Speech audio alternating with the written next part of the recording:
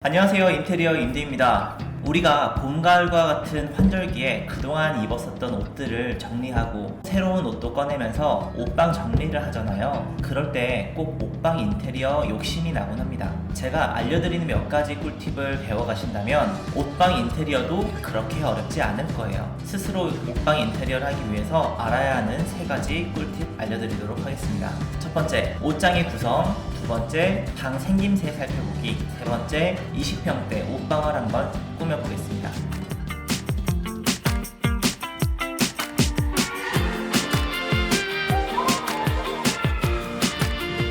첫 번째로 알아야 할 것은 옷장들의 생김새에 따라서 어떠한 사이즈의 디자인적 특징이 있는지 알아볼 거예요. 흔하게 접할 수 있는 옷방의 구성은 시스템 행거와 붙박이장입니다. 행거는 가장 저렴한 간이 행거와 모듈 간 연결이 되어 있는 시스템 행거가 있고, 붙박이장과 다르게 문짝이 없기 때문에 깊이가 더 얕은 40cm 정도의 깊이로 되어 있습니다. 좌우의 기둥과 그 사이의 선반을 이용해서 옷을 거는 형태입니다. 협소한 공간에 팬트리나 옷장을 구성하는 경우 효율적으로 공간을 배치할 수 있고, 장을 제작하는 것보다 가격이 저렴하기 때문에 조금 더 가성비가 좋습니다. 게다가 이사를 가더라도 직접 간편하게 해체를 해서 조립할 수 있을 난이도의 가구입니다. 그러므로 요즘 가장 대중화되어 있는 것이 붙박이장입니다. 장과 벽이 만나는 천정과 측면 공간을 딱 메워서 마감하는 방식의 다용도 옷장입니다. 시스템 행거는 깊이가 40cm 정도이기 때문에 옷을 걸면 어깨와 같은 일부분이 앞으로 돌출이 되지만, 붙박이장의 경우 길이가 60cm 이상이기 때문에 옷을 넣고 닫아도 문 속으로 옷의 전체 부분이 쏙 들어갑니다. 게다가 시스템 행거는 깊이가 얕으니까 이불의 수납이 제한이 되는데, 반면 붙박이장은 이불장으로 쓰기 좋습니다. 다만 좁은 공간에 설치를 하면 문을 열어야 하는 공간도 필요하고 앞에 사람이 서 있을 공간도 필요하기 때문에 조금 넉넉한 공간에서 사용하기 적절합니다.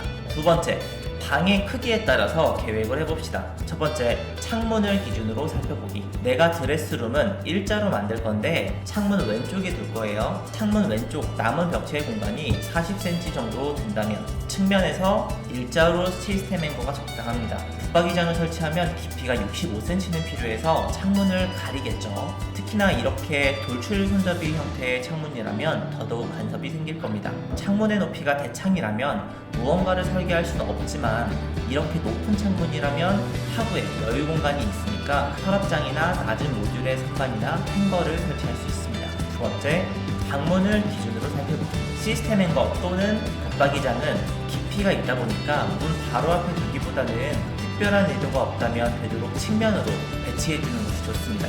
신축 아파트를 가더라도 문 앞에 붙박이장이 있는 경우는 없잖아요. 들어가면 옆에 이게 벽인가 싶은데 사실 알고 보면 붙박이장이 배치되어 있죠. 시스템 행거와 붙박이장의 두께를 고려한다면 대략적인 형태가 잡힐 거예요. 세 번째, 나에게 맞는 옷방 만들기.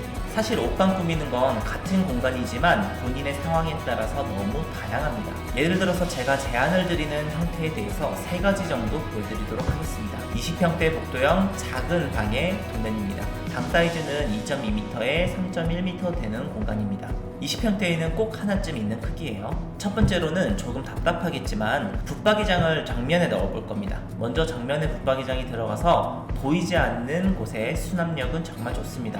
하지만 붙박이장 문을 닫으면 왠지 방이 반쪽이 된 느낌이에요. 반쪽 좌측 공간을 보면 기역자 형태의 행거로 옷을 걸어주고, 모자란 서랍과 액세서리 수납은 창문 하부를 이용해서 구성해주었습니다. 두 번째로는 서랍이 아주 많이 필요한 경우를 가정해 보았습니다. 안방에 붙박이장을 하기로 해서 이불을 넣지 않아도 되는 형태입니다만, 복도식 특성상 창고가 별로 없어서 다용도 수납을 같이 겸해야 하는 경우, 여러 가지가 들어감에도 불구하고 보이지 않기 때문에 넓고 높은 서랍으로 구성을 하면 공간 효율이 좋습니다.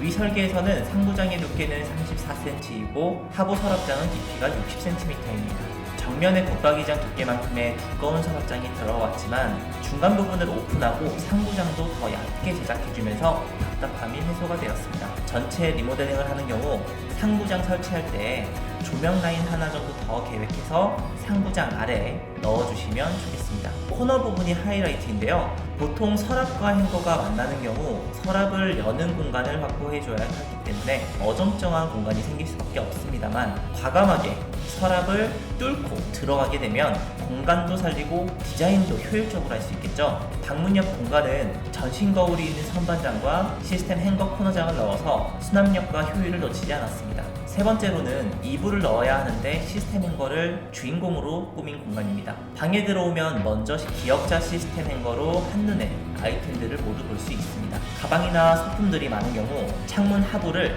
행거보다 선반으로 만들어서 올려두어도 좋습니다.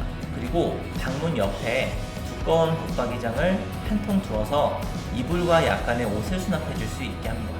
어떠신가요? 이 이미지들이 누군가에겐 딱이네 하고 와닿을 수 있겠지만 결코 정답은 아닙니다. 반면 나는 이상하지만 누군가에겐 이게 정답이라고 느껴질 수도 있겠죠? 여러분은 어떠신가요? 지금 살고 계신 옷장에 만족하고 계시나요? 저는 전체 인테리어를 진행하는 사람이지만 혹시라도 시스템 행거나 붙박이장의 디자인 설치가 필요한데 아는 데가 없다면 아래 링크를 달아드릴 테니까 도움이 필요하신 분들은 도와드리도록 하겠습니다. 그럼 저는 더 도움이 되는 영상을 가지고 오도록 하겠습니다. 감사합니다.